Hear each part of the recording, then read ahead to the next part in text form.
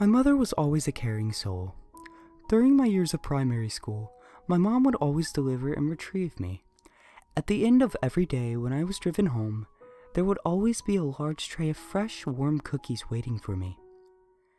The small whiffs of scented smoke rising off the mounds of baked dough and chocolate would always curl from the kitchen to my nostrils and fill me with glee. My mom baked them before she left to pick me up from school, of course. If I ever had a bad day, whether it be receiving a poor result on a class test or receiving a Chinese burn from the school bully, the smell of cookies baked by my mother's fair hand would replace my unhappiness with a sense of belonging and a stately fact that I would always be loved by my mother, no matter how badly school treated me. On a summer's day, at the end of a rather more productive day in the classroom and playground, I waited for my mom's Volkswagen to emerge around the corner on what the school ground stood on. I eagerly awaited a new batch of after-school cookies. I hopped from foot to foot in anticipation, ignoring the looks and giggles I received from my friends. When my mom did pull into the school parking lot, I rushed over to her, threw open the door, and leaped into the front seat. She greeted me with a wide smile and ruffled my hair before proceeding to ask me how my day was. I told her it was fine and gave that classic schoolboy answer, stuff, when she asked me how I did in class. She laughed, eased off the handbrake, and began the journey home. She talked to me about how she had weeded the garden, talked to our neighbor, and drank lemonade while enjoying the summer breeze. I responded politely saying things like, "That's nice," and "Yes, Mom, that sounds great." I didn't care, really. My little childish brain had only one thing going through its mind. Cookies, cookies, and more cookies. Although I really wasn't listening, the part that I caught sounded wrong somehow. Well, not wrong exactly, just a little inaccurate. Even at that age, I could recognize when my mother's daily routine had altered, or when a regular event was changed. For example, when she talked about how after weeding the garden she watered her tulips on the balcony, but the tulips were beside the back door step in a large pot. Also, she said that she was talking to Janice across the street, even though it was Michael and Hannah that lived across the street. Janice lives several blocks away. I waved it away as a symptom of old age. My mom was 34 at the time. Stupid, I know. But I was only 7 years old. I didn't have room in my head for questions anyway. I was too busy focusing on the cookies. When we stepped inside our house, I was about to run into the kitchen to sink my teeth into one of those cookies, but stopped. I knew the smell of my mother's homemade baking from a mile away, and the air I was breathing did not carry the scent of her cookies. I mean, it smelled very similar, but there was a subtle difference in what I was inhaling. "Mom, did you bake the cookies yourself today?" I asked. "Yes, dear, of course I did. I always do, don't I?" She gave a little smile. "Yeah, but, well, I guess they just smell a bit different. That's all."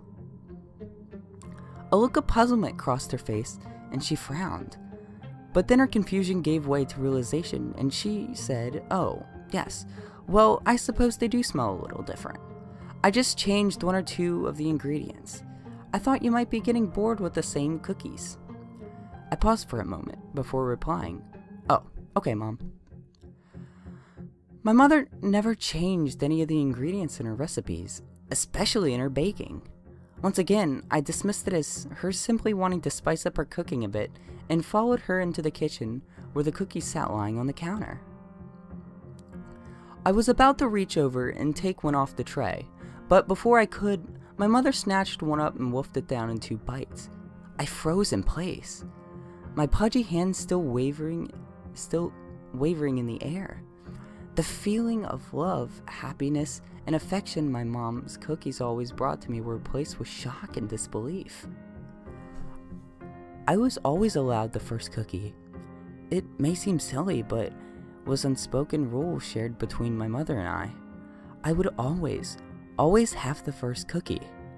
It was like I was selfish It wasn't like I was selfish or greedy or anything. I wasn't. I was just so used to having the first one. It was second nature. "Mom, what are you doing?" I cried, my voice cracking a little. My mom looked at me in surprise, genuinely confused. "What's the matter?" she said. "Did you want them on a plate?" Now I was beginning to think something was amiss. The strange inconsistencies in the car I could understand. The changing of her standard ingredients, while rather strange, I could also understand. The fact that my mother could not remember our own cookie rule scared me though. I simply stood and stared, still flabbergasted. My mom picked up the tray and held it out towards me. "I'm sorry, son. I'll remember to put them on a plate next time. Just try one though. They're really good." She gave an insincere little grin. I looked up at my mother's still smiling face and then back at the cookies. Suddenly, my 7-year-old imagination started thinking about reasons why the ingredients had been changed and why my mom had eaten a cookie first. These reasons were ridiculous and incredibly childish, but looking back, the ideas that grew within me could well have saved my life. I thought that she had perhaps poisoned them with something that only worked on children, and that she only ate one to try and prove to me that they were indeed edible. I trembled as I shook my head. "No thank you, Mom. I'm not really hungry anymore." My mother raised an eyebrow and wrinkled up her face. "Now, don't be silly. Here, have a cookie. I'll be hurt if you don't eat them." Once again, thoughts of my mother poisoning the cookies, or putting something bad in them, entered my head. Visions of rancid black liquid oozing out of the dough emerged in my head. "No, Mom, I really don't want them right now," I said softly, trying to hide the fear that was building inside of me. "Just eat a cookie. There's a good boy." I don't know why, but the way my mother said that statement just tipped me over the edge and sent a surge of adrenaline through my body. "No!"